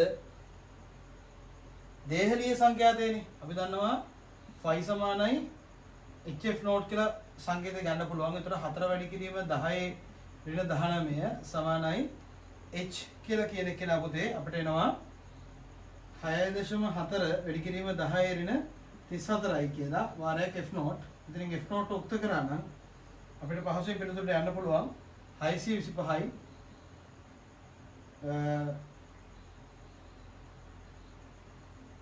මේකේ ඒකකයේ පුංචි වරදක් තියෙනවා. මේකේ ජූල් කියලා ඒකකයේ දෙලා තියෙන එක වරදක් පුතේ ඇත්තටම. මෙතන 625යි ටෙරා හර්ට්ස් කියලා තමයි අවසානයේදී අපිට ඔය සංඛ්‍යාතය එන්නට ඕන. එතන අතරම printing mistake එකක් ඒකේ ජූල් කියලා තමයි ඇදලා තියෙන්නේ. හොඳයි. හොඳයි. එහෙනම් පුතේ 17 වෙනි ප්‍රශ්නෙට අපිට යොමු වෙන්නට පුළුවන්. මේක විකර්ණශීලීතාවයෙන් තමයි ප්‍රශ්නේ යොමු වෙලා තියෙන්නේ. න්‍යෂ්ටික ප්‍රතික්‍රියාවක සමීකරණයක් පහත දැක්වේ. එහිදී පිට වූ ඇල්ෆා සහ බීටා අංශු ගණන වන්නේ. එහෙනම් මේකදී අපෙන් අහනවා ඇල්ෆායි බීටායි දෙකම පිට වෙනවා. මොකද මේකේ උත්තර වශයෙන් බිඳු නැහැ. එහෙනම් මොතේනවා. මෙතන අපි වෙනස ගත්තට පස්සේ පුතේ මෙතන 88යි මෙතන 92යි. ඒ කියන්නේ 92කින් 4ක් ගියාමනේ 88ක් එන්නේ. ඒතර ඇල්ෆා අපි දන්නවා 2 4 බීටා වලට ඍණ 1 බිඳුව තියෙන්නත් පුළුවන් ධන 1 බිඳුව තියෙන්නත් පුළුවන්. දැන් අපි කල්පනාකාරී වෙන්න ඕන මේක හැදෙන විදිහ මොන කම්බිනේෂන් එකකින්ද මේක හැදෙන්නේ කියලා. මේ උඩින් මේ වෙනස් වීම ගත්තට පස්සේ අපි දන්නවා බීටාගේ මෙතන බිඳුවේ මීට බලපෑමක් ඇති කරන්නේ නැහැ. එහෙනම් මෙතන 234යි 218යි ගත්තට පස්සේ පුතේ 234න් 218ක් ගියාන් පස්සේ කීයද 14න් 8ක් ගියාම 6යි මෙතන 2යි 2 එකක් ගියාම 1යි ඔක්කොම 16ක් නේ අඩු වෙලා තියෙන්නේ. මෙතන 16ක් අඩු වෙලා තියෙන්නේ. ඒ කියන්නේ ඇල්ෆා අංශු 4ක් යන්න බෑ. එතකොට 4ක් 4නේ 16 වෙන්නේ. බීටා වලට අදාළත්වයක් නැහැ. එහෙනම් 4වත් 2 8යි 4වත් 2 8යි මෙතනින් 8ක් අඩු වෙලා තියෙනවා. හැබැයි පුතේ ඇත්තටම අඩු වෙලා තියෙන්නේ කීයද? අඩු වෙලා තියෙන්නේ කීයද? 4යි. එහෙනම් බීටා ඍණ ඒවා 4ක් ගියා නම් වැඩේ හරි නේද? දැන් බලන්න. මේ පැත්තෙන් 88 එනවා. මෙතනින් එනවා 4වත් 2 8 ධන 4ක් එක ඍණ 4ක් එනවා. එහෙනම් පුතේ 88ට මෙතන එකතු වෙන්නේ 4යිනේ. 8කින් 4ක් ගියාම. එහෙනම් කීයද ඔක්කොම වෙන්නේ? 92ක් ගන්නට මැච් වෙලා. ඒක නිසා වෙන්නේ ඒ විදිහට තමයි මේකේ බීටා ඇල්ෆා අංශු ගන්න හදලා ගන්නට ඕන. දැන් උන්ට අපි 18 වෙනි ගානට ආවා. දැන් මේ පේපර් එක දිගේ එනකොට පුතේ මුල හරියේ මුලම ප්‍රශ්න පොඩක් ලේසි. ටිකක් දෙවෙනි ප්‍රශ්න තුන්වෙනි ප්‍රශ්න හතරවෙනි ප්‍රශ්න වෙනකොට පොඩි නිකන් ගණන් හදන්න ස්වභාවයක් තිබ්බා. ඊට පස්සේ පොඩි තර්ක කිරීමක් මතු කරලා තිබ්බා අර මොනවද විදුලි චුම්බක ප්‍රේරණය වගේ. දැන් මැදට එනකොට පොඩ්ඩක් ඔන්න ලේසි කරලා. සාමාන්‍ය පේපර් එකක ආකෘතියත් මේ වගේම තමයි. මුලදී පොඩ්ඩක් ලේසි කරනවා. ඊට පස්සේ මැදදී පොඩ්ඩක් දානවා පොඩ්ඩක් හපහප ඉන්න කියලා මස් කට්ටක් දානවා. ඊට කාට්ටක් දාලා ටික දුරක් එනකොට තමයි පුතේ ආයෙත් ලේසි ටිකක් හවු වෙනවා. හැබැයි දරුවෝ තේරුම් ගන්න ඕන තමන්ගේ නොසැලෙන අදිෂ්ඨානෙ මේ වැඩේ කරන්න. එතකොට තමයි පුතේ අපි හරිතන අල්ලගෙන මේ වැඩේ කරගන්න පුළුවන්. එහෙම නොවුනොත් එහෙම මොකද වෙන්නේ? අපි දන්නේ නැහැ. අපි මුලදී මහන්සි වෙලා කාලය නැති කරගෙන කලබල වෙලා එන්න පට්ට විදිහට පැනික් වෙලා අන්තිමට අර ලේසි ප්‍රශ්න මිස් කරගන්න. දැන් මේ කලින් කරපු අර ලේසි ප්‍රශ්නනේ. ඒ ලේසි ප්‍රශ්න මිස් කරගන්නවා ගොඩක් දරුවෝ හේතුව කලබල වෙලා කාලය නිවැරදිව කල්පනාකරණය කරගන්න නැතුව මේ ප්‍රශ්නෙට යොමු කරලා තියෙන අවධානය පැත්තකට දාගුවොත් එහෙම මේ වැඩේ එනට අවුල් වෙනවා. ඒ නිසා හොඳට මතක තියාගන්න. බය වෙන්න එපා පේපර් එකේ මුල සිට අග දක්වා කළ යුතුයි කියලා නීතියක් නැහැ. අර kukuලා කෑම කනකොට කොට කොටනේ යන්නේ. ඒ වගේ ප්‍රශ්න වලට අර නිකම් බැලුවා විනාඩියක් ඇතුළත ප්‍රශ්නය කියෙව්වා තේරුණාද වැදුණා නම් කරා නැත්තම් තිබ්බ ගියා. ප්‍රශ්නයක් එක ඇතිල්ලි ඉන්නේ නැහැ.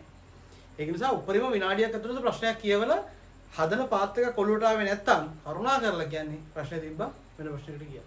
එහෙම අපිට MCQ කරන්න. විභාග ලිවීමේ කලාවන්නේ එහෙමයි. හොඳයි. 18 වෙනි ප්‍රශ්නය කවර වර්ණය පහත කවර වර්ණය මානව වශයෙන් නිවැරදි වේ? දැන් මෙතනදී මම මේ ප්‍රශ්නේ කෙලෙම උත්තරයට එන්නම් පුතේ. මෙතනදී තුන්වෙනි වර්ණය තමයි නිවැරදි වෙන්නේ. බලන්න පළවෙනි එකේ තියෙන්නේ තුන්වෙනි එකේ තියෙන්නේ ගම්‍යතාව වැඩි කිරීම තරංගායාමය. අපි දන්නවා ස්කන්ධයේ වාරයක් LT ඍණ 1 මේ ඇවිල්ලා පුතේ ගම්‍යතාවයේ මාන වාරයේ තරංගායාමයේ L.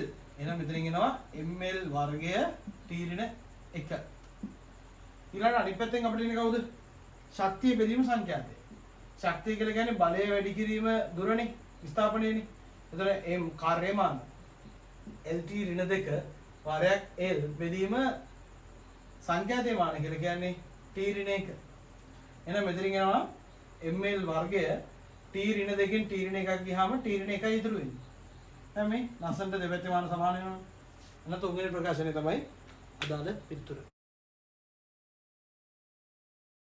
හොඳයි 19 වෙනි ප්‍රශ්නය. එලකිරි වල ඝනත්වය 1.03කි. සෛහික වලින්. කිරි සාම්පලයක ඝනත්වය 1.25කි. නම් එම සාම්පලයේ කිරි වලින් ලීටර් 3ක ඇති ජල පරිමාව කොපමණද? දැන් මේක ගත්තොත් එහෙම මේ ඒකකේ අපි සැලකුවොත් එහෙම 1.03යි kgl ඍණ 1 කියලා. මෙතනින් අපි ගත්තොත් එහෙම 1.25යි kgl ඍණ 1 කියලා ලීටරයට කිලෝග්‍රෑම් නේ. ඒ කියන්නේ මේ ලීටරයක් ගත්තොත් එහෙම මේ නිවසට බෙදා හරින කිරි. නිවසට දෙන කිරි ලීටරයක් ගත්තොත් එහෙම පුතේ මේ ලීටරේ යම් ජල ප්‍රමාණයක් තියෙනවා. මේ තියෙන ජලය මේ තියෙන සුපිරි එලකිරි. එළම එලකිරි. හරි? එක ඍණ v ප්‍රමාණයක් අන්තර්ගතයි. එතකොට මේ එක ඍණ v ප්‍රමාණයක් අන්තර්ගත වුණාම මේ නිවසට බෙදා හරින කිරිවල ඝනත්වය කීයද? 1.25. එහෙනම් මේක ඇවිල්ලා තියෙන්නේ මේකේ මුළු ස්කන්ධය m1 ධන m2 බෙදීම මුළු පරිමාවනේ. ලිටර් එකයිනේ. මේකේ ජලය තියෙනවා m1 ප්‍රමාණයක්, එලකිරි තියෙනවා m2 ප්‍රමාණයක්. එහෙනම් මේ m1 මට හොයත හැකි පුතේ කොහොමද? එයාගේ පරිමාව වැඩි කරනවා ජලීය ඝනත්වය ලීටරයට කිලෝග්‍රෑම් 1යිනේ. එහෙනම් m2 මට හොයන්න පුළුවන්. එයාගේ පරිමාව වාරයක් එයාගේ අදාළ ඝනත්වය 1.03යි. මේ දෙන නියම එලකිරි. එහෙනම් පුතේ 1.25 සමානයි m1 කියලා කියන්නේ v m2 කියලා කියන්නේ මෙන්න මේක එක ඍණ v වාරයක් 1.03. එහෙනම් මෙතන එනවා 1.25 v ධන 1.03 ඍණ 1.03යි v. එහෙනම් පුතේ මේක සුළු කරාට පස්සේ අපිට පිළිතුරක් වශයෙන් ගන්න පුළුවන්. මෙතනින් එනවා 0.05 සමානයි 1 සමාන. මෙතනින් එනවා එකක් ගියාට පස්සේ 0.03. එහෙනම් v කියලා කියන්නේ කීයද? 0.05 බෙදීම 0.03. එහෙනම් මේක ගත්තොත් එහෙම 30න් 5යි නේද දෙන්නේ? 1 2 3යි 1 2 3යි 30න් 5යි. ඒ කියන්නේ පුතේ 6න් 1යි නෙන්නේ. එහෙනම් ලීටර් 6න් 1යි එන්නේ. අපෙන් අහන්නේ කිරි ලීටර් 3ක. ගේ නිවසල බෙදා ගන්න කිරි ලීටර් 3ක. ලීටර එක නම් 6න් 1යි 3ක නම් භාගයයි 0.5 ලීටර් ප්‍රමාණයක් ජලය අන්තර්ගතයි. බොහොම පහසුවෙන් ඒ උත්තරයට එන්න පුළුවන්. 20 වෙනි ප්‍රශ්නේ. මෙන්න මෙතනදී දිගු වේලාවක් නිසලව ඇති කිලෝග්‍රෑම් 10ක වස්තුවක්. දිගු වේලාවක් නිසලව ඇති. ඒ කියන්නේ මෙයා මත t සමානයි බිඳුවේදී නිව්ටන් 4ක් ඉදලා තියෙනවා. එහෙනම් පුතේ මේක මේ බර බැලන්ස් වෙලා තියෙන අවස්ථාවක්. හොඳේ. මේ 4 කියලා කියන්නේ මෙයාගේ බයි ඩිෆෝල්ට්. එහෙම නැත්නම් මෙයා ස්වාභාවිකව හිටියත් මෙයා මත නිව්ටන් 4ක් තියෙනවා. ඒ තියෙන 4 තමයි ඔය තියෙන්නේ. දිගු වේලාවක් නිසලව ඇති කියන වචනය ඇතුළේ තමයි මෙන්න මේ ගානේ ප්‍රධාන වරද්දන තැන මතුවලා තියෙන්නේ. දිගු වේලාවක් නිසලව ඇති කිලෝග්‍රෑම් 10ක වස්තුවක් මත කාලය සමග යෙදෙන බලය විචලනය වන ආකාරයේ රූපේ දැක්වේ. තප්පර 8 අවසානයේ වස්තුවේ ප්‍රවේගය. පුතේ මේ ගානේ මෙන්න මේ වර්ගඵලය තමයි අපිට අදාළ වෙන්නේ. ඇයි? මේ 4 කියන එක්කෙනා ස්වාභාවිකව මේ වස්තුව මත ක්‍රියාත්මක වෙලා තියෙන බලය. ඒ බලය මෙයාගේ බර වෙන්න පුළුවන්, මොනවා හරි ස්වාභාවික දෙයක් වෙන්න පුළුවන්. එහෙම නැත්නම් දැනටම සමතුලිත වෙලා තියෙන කෙනෙක් වෙන්න පුළුවන්. එතකොට මෙයා මෙන්න මෙතන ඉඳන් තමයි කෘත්‍රිමව දෙන බලය වැඩි වෙන්නේ. අපෙන් අහන්නේ වස්තුවේ අවසාන ප්‍රවේගයනේ. එහෙනම් අපිට ගන්න පුළුවන් මෙන්න මේ කොටස භාගය වාරයක් පාදය ගත්තොත් එහෙම 8යි ලම්බක උස 4යි. මේ වෙනස 4යිනේ. මේ වෙනස 4යි. මේක සමානයි ඩෙල්ටා mv ට. එහෙනම් පුතේ මේක ගත්තාම පස්සේ 4යි 16 සමානයි ස්කන්ධය 10 වාරයක් v. v සමානයි 1.6යි ms ඍණ 1. ඇයි? ආරම්භක ගම්මිතාව බිඳුවයි අවසාන ගම්මිතාව විතරයි අපිට පවතින්නේ. බිඳුවේ ඉඳන් යම් ප්‍රවේගයක් දක්වා වැඩි වෙන එකක් තමයි මෙතනදී වෙන්නේ. එහෙනම් පිළිතුර 1.6යි ms ඍණ 1. right?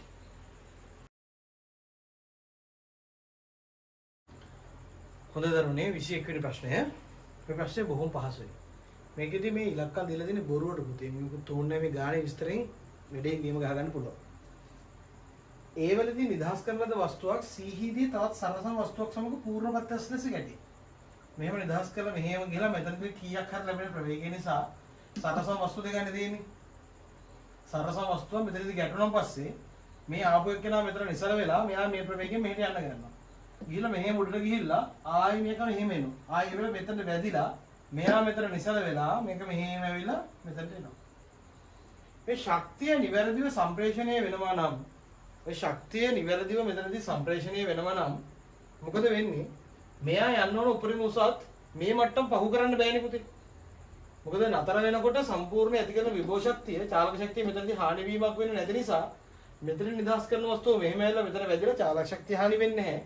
එහෙනම් මෙයාට යන්න පුළුවන් උපරිම උස මේ උස පහු කරන්න බෑ. එහෙනම් අනිවාර්යෙන් මොකද වෙන්න ඕන? හරියටම B වස්තුවත් යන්න ඕන උපරිම වශයෙන් මේ මට්ටමේ ඉඳන් 10ක් මීටර උසකටම තමයි. නැවත ආයි මේක පාරේ ආවිල්ලා මෙයා නැවත මෙතනට ගිහලා මෙතනදී බිඳුවක් වෙන්න ඕන. මොකද මාර්ගයේ සුමටයි ශක්ති හානියක් නැත්නම් නැවත එයාගෙට වෙන්න ඕන. එහෙනම් පුතේ මේ වස්තුව ගමන් කරන උපරිම උස 10යි. මේ වස්තුව ගමන් කරන උපරිම උස 10යි. ඒක ඇත්තටම ලේසි. මේක අර වෙලා තියෙන්නේ මේ නොහිතන තැනකින් තමයි මේ ප්‍රශ්නේ ළමයි වරද්ද ගන්න ගාන හදන්න ගිහලා වෙන වෙලාවක් අරගෙන මේ වරදිනවටත් වඩා වෙන්නේ වෙලාව කන ගානක් මේක. හරියට හිතුවොත් පොඩි වෙලාවක් ගන්න නැටක් ගාලා උත්තරේ ගන්න පුළුවන්. 22. දැන් මේක කියනවා BC පෘෂ්ඨය හැර අනිත් සියල්ල සුමටයි කියලා. එහෙනම් මුදේ මෙතන විතරයි ඝර්ෂණ බලයක් ක්‍රියාත්මක වෙන්න පුළුවන්. මෙයා මතත් එහෙම පල්ලෙහාට ඝර්ෂණ බලයක් තියෙනවා. ඒක එච්චර වැදගත් වෙන්නේ නැහැ. මම මේ මුළු පද්ධතියම දාන මේ පැත්තට F සමානයි MA. මොකද වෙන්නේ? F සමානයි m ගත්තට පස්සේ 5යි m වාරයක් a. එහෙනම් a කියලා කියන්නේ F බෙදීම 5යි m. ඊළඟට මම දාන මෙන්න මෙතනට මෙයාට විතර දානවා මේ පැත්තට F සමානයි MA. කාටද? මේ A B C මේ C ට. එතකොට පුතේ මෙයාට එන්නේ මේ පැත්තට R විතරයි 2m වාරයක් F කියලා කියන්නේ F බෙදීම 5m. මේකට මේ කැපුණාම R කියලා කියන්නේ කවුද? 2f බෙදීම 5. ඊළඟ මෙන්න මෙතන සීමාකාරී අවස්ථාවට එනකොට F සමානයි μr කියන තර්කය මම දානවා. එහෙනම් ඝර්ෂණ බලය F සමානයි μ එහෙම්මම R කියලා කියන්නේ 2f බෙදීම 5යි. දැන් අපි අහන්නේ මොකද්ද? මෙන්න මේ තියෙනවා අවම F වගේනේ පුතේ අපෙන් අහන්නේ. මම මෙතන මේ මෙයාව සිම්පල් F කියලා දාගන්නකො වැඩි ලීසි එතකොට. ඝර්ෂණ බලය සිම්පල් F කියලා දාගන්න. හොඳයි. මේක ලිස්සීම වැළැක්වීම කියලා තර්කයක් තියෙනවා. ලිස්සීම වැළැක්වන්න නම් මොකද වෙන්න ඕන? mg සමාන වෙන්න ඕන මෙන්න මේ ඝර්ෂණ බලයට. එතකොට මේ ලිස්සීම නවතින්නේ මෙතන. එහෙනම් මේක මෙතනින් සමානයි mg ට. සමානයි μ වාරයක් 2f බෙදීම 5ට. එහෙනම් f කියලා කියන්නේ 5යි mg බෙදීම 2යි μ කියලා ලස්සනට උත්තරේ එනවා. එහෙනම් අපිට මේක උත්තරේ වශයෙන් ගන්නට පුළුවන් 5යි mg බෙදීම 2යි μ තුන්වෙනි උත්තරේ. 23 වෙනි ප්‍රශ්නය. වතුරෙක් අඹගෙඩියක් රැගෙන 5 ms ශ්‍රේණියක ප්‍රවේගයෙන් සිරස් ලෙස ගසක ඉහළ නැගී. ගස ඔස්සේ පොළවේ සිට ඉහළට නගින විට යම් මොහොතකදී අඹගෙඩිය උගේ අතින් ගිලිහුණි. වතුරාගේ ප්‍රතික්‍රියා කාලය තත්පර 0.5ක් නම් නැවත අඹගෙඩිය අල්ලා ගැනීමට වේගය අඩාල කරන විට වතුරා සහ අඹගෙඩිය අතර පවතින පරතරය වන්නේ. දැන් මෙහෙම යන ගමන් එක වෙලාවකදී වතුරාගේ අතින් අඹගෙඩිය ගිලිනවා. ගිලිහිලා මොකද වෙන්නේ? වඳුරට මේ වෙලාවේ ඒකාකාර ප්‍රවේගයෙන් යන්නේ මේ දෙන්නටම දෙන ප්‍රවේගය 5යි. එතන වඳුර මෙහෙම ගත්තොත් එහෙමයි අඹගෙඩිය ඔහොම ගත්තොත් ඔහොමයි. අඹගෙඩිය 5න් පටන් අරගෙන මෙහෙම උඩ ගිහිල්ලා ඔන්න ඔය වගේ ගුරුත්වය යටතේ චලිතයකට එනවා. වඳුර බ්‍රේක් ගහන්න පටන් ගන්නෙ. උගේ අතින් අඹගෙඩිය ගිලිහිලා මම දැන් මගේ වේගය අඩාල කරගත යුතුයි කියලා හිතන්නේ තප්පර 0.5ක් ගියාම. තප්පර 0.5ක් ගියාම එතන ඒ වෙනකොට අඹගෙඩිය වෙන මේ හරිය තියෙන්න පුළුවන් වඳුර වෙන මේ හරිය ඉන්න පුළුවන්. එහෙනම් මම ගන්නවා මේ තියෙන පුතේ වඳුර ගියදුර S1 මේ තියෙන අඹගෙඩිය ගියදුර S2. එහෙනම් වඳුරට දානවා ඉහළට S සමානයි ut මොකද ඌ ඒකාකාර ප්‍රවේගයෙන් යන්නේ තාම. එහෙනම් S කීයද? S1 u එනවා පුතේ 5යි කියලා t එනවා තප්පර 0.5ක් ගත වෙනවා මොකද 0.5කින් පස්සේ තමයි ඌ බ්‍රේක් ගන්න පටන් ගන්නේ. අපි ඒ කියන්නේ ඌ අනිත් පැත්තට එන්න ඕනේ කියලා හිතනකොට වේගය අඩාල කරන විට කොච්චර වෙලාවක් යනවද කියලා අපි හොයන්නේ. එතකොට මෙතන කියනවා 2.5යි කියලා. ඊළඟට අපි දානවා අඹගෙඩියට ඉහළට s සමානයි ut ධන භාගයයි at වර්ගයේ. එතකොට මෙතන කියනවා s2 u කියලා කියන්නේ පුතේ 5 වාරයක් 0.5 ඍණ භාගය වාරයක් 10 වාරයක් 0.5. මෙතන එනවා 2.5 මෙතන එනවා ඍණ මේක 5යි මෙතන එනවා 2.5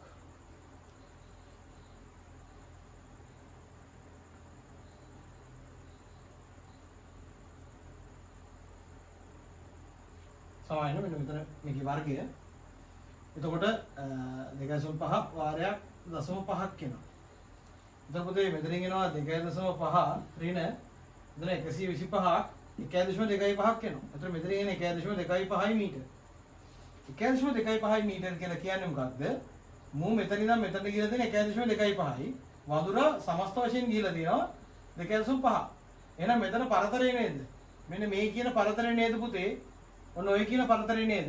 වඳුරා සහ අඹගෙඩිය අතර පවතින්නේ බ්‍රේක් ගන්නකොට. එහෙනම් ඒක 2.5න් අඩු වෙනවා 1.25ක්. එහෙනම් උත්තරේ එන්නේ 1.25 මීටර.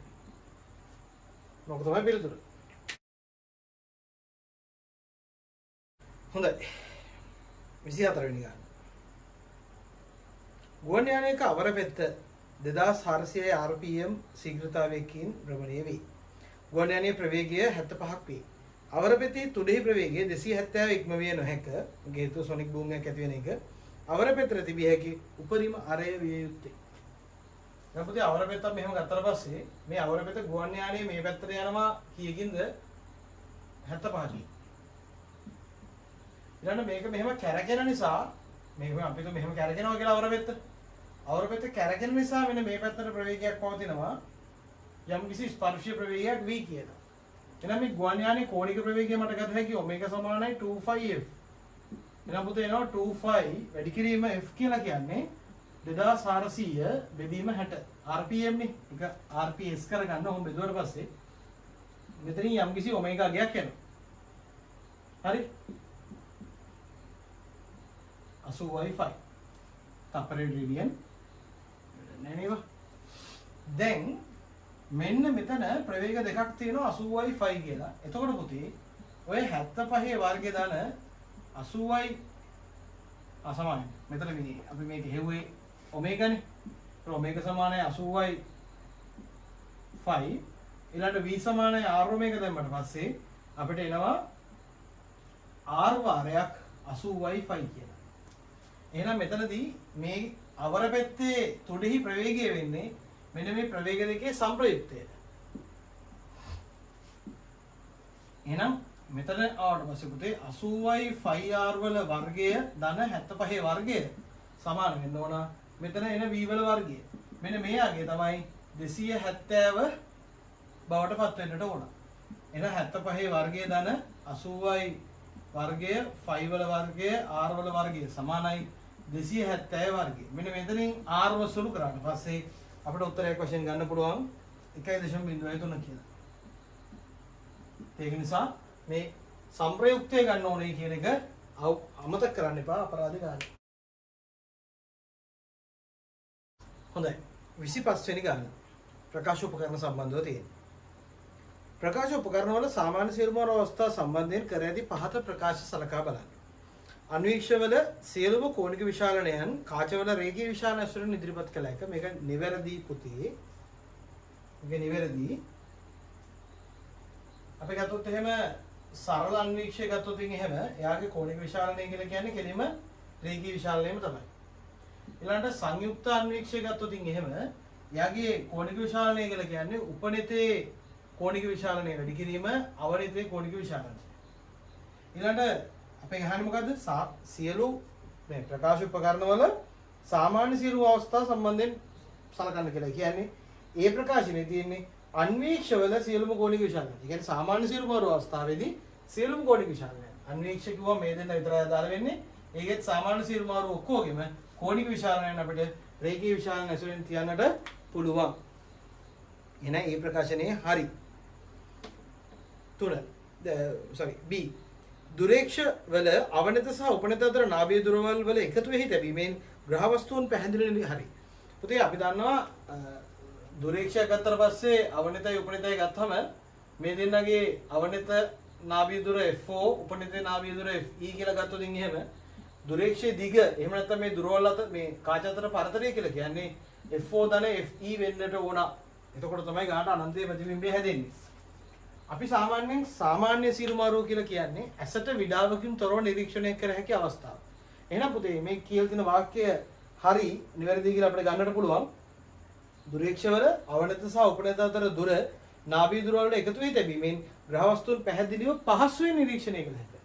හරිනේ. මෙහෙම වෙන්නේ සාමාන්‍ය සීරුමාරුවේදී. එතකොට තමයි පැහැදිලිව දකින්නට පුළුවන්. ඒක නිවැරදි. මේකෙන් කියන්නේ සාමාන්‍ය සීරුමාරුවේදී කාචවල දුර නාභීය දුර වල දෙක එකතුවද කියලා. ඔව්. C සංයුක්ත අන්වීක්ෂයේහි අවනතෙහි නාභීය දුර වෙනස් නොකරමින් උපනිතයේ බලය අඩු කිරීම වගේම ප්‍රතිබිම්බයේ තීව්‍රතාව වැඩි කළ හැකියි. පුතේ සංයුක්ත අන්වීක්ෂයක් ගත්තට පස්සේ එයාගේ අවනත ටිකක් බතලයි උපනිත තුනි. මේ කරන්නේ වෙන මොකකටවත් නෙමෙයි. අවනත පුළුවන් තරම් මහත කරාම මෙයාගේ නාභීය දුර නාභීය ලක්ෂ්‍ය ළඟට ගන්න පුළුවන්. නාභීය දුර මෙහෙම ළඟට ගන්න පුළුවන්. සාමාන්‍යයෙන් තුනී කාචයක් ගත්තොත් එහෙම තුනී කාචයක නාභීය දුර තියෙන්නේ මේ වගේ හරියක නම් ඒ කාචයට එකට යන බතල කාචයක් ගත්තොත් එහෙම මහත කාචයක් ගත්තොත් එහෙම එයාගේ නාභීය දුර මෙන්න මේ වගේ හරියකට ලං වෙනවා. බලය අඩු වෙනවා, බලය වැඩි වෙනවා, නාභීය දුර අඩු වෙනවා. එහෙනම් ළඟට ගත්තට පස්සේ පුතේ අපිට පුළුවන් අවනත ගාව තියෙන වස්තුව පුළුවන් තරම් කාචය ළඟට ගන්න. පුළුවන් තරම් කාචය ළඟට ගත්තට පස්සේ අපිට පුළුවන් මේ කාචයෙන් මේ වස්තුවේ නිකුත් වෙන සමස්ත කිරණ කදම්බේම මේ ඇතුළට එවලා අවසානයේ පේන ප්‍රතිබිම්බය මෙන්න මේ පැත්තෙන් පේන ප්‍රතිබිම්බය දිනන ඇහැ තියෙන වෙලොම් පස්සේ මෙන්න මේ පැත්තෙන් පේන අවසාන ප්‍රතිබිම්බය ඉතා දීප්තිමත් තීව්‍ර ආකාරයකට හදා ගන්නට පුළුවන් මේ අවනත පුළුවන් තරම් මහත බතල කරොත්. හැබැයි අවනත දරුවන්ගේ ඔළුවට එන කාරණයක් තමයි මෙහෙම අවනත මෙහෙම තියලා උපනත මෙහෙම තිබ්බට පස්සේ පේනවනේ දැන් අවනත මහතයි උපනත කෙට්ටුයි කියලා. දරුවෝ හිතනවා අවනතට අත තියන්න නැතුව අපි උපනත කෙට්ටු කරොත් එහෙම ඒත් මේ වගේ රූපයක්ම නෙන්නේ. එතකොට හිතනවා එහෙනම් අපිට දුරේක්ෂයේ මොකද සංයුක්ත අන්වීක්ෂයක මේ කියන වැඩේ දීප්තිය වැඩි කරගන්න වැඩේ කරගන්න පුළුවන් කියලා. එහෙම කරන්න බෑ. දීප්තිය වැඩි වෙන්නේ මෙයා බතල වෙච්ච පළියටම නෙමෙයි.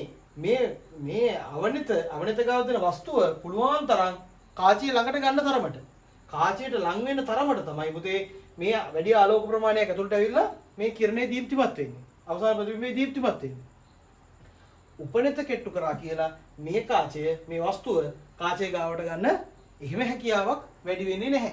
ඒක නිසා මේ වාක්‍ය හරි වගේ කියලා හිතුණාට අවනිත වෙනස් කළා විතරයි මේ වස්තුව කාචය ගාවට ගන්න පුළුවන්. එතකොට තමයි නාභිදුර තමන් ගාවට ඇවිල්ලා නාභිදුරට එහේ ඉන්න මෙතන වස්තුව තියෙනවනේ මෙතන තාත්වික ප්‍රතිබිම්බයක් හැදිලා එයාගේ අතාත්වික ප්‍රතිබිම්බයනේ මෙතනින් හැදෙන්න ඕන. එහෙනම් මෙන්න මේ වස්තුව පුළුවන් තරම් ළඟට ගන්න පුළුවන් මේ නාභිදුර ළඟට ගන්න තරමට නාභිදුර ළඟට ගන්න පුළුවන් අවනිත මහත වෙච්ච තරමට අවනිත ඝනකම් නම් විතරයි ඔය කියන කාරණේ සිද්ධ වෙන්නේ.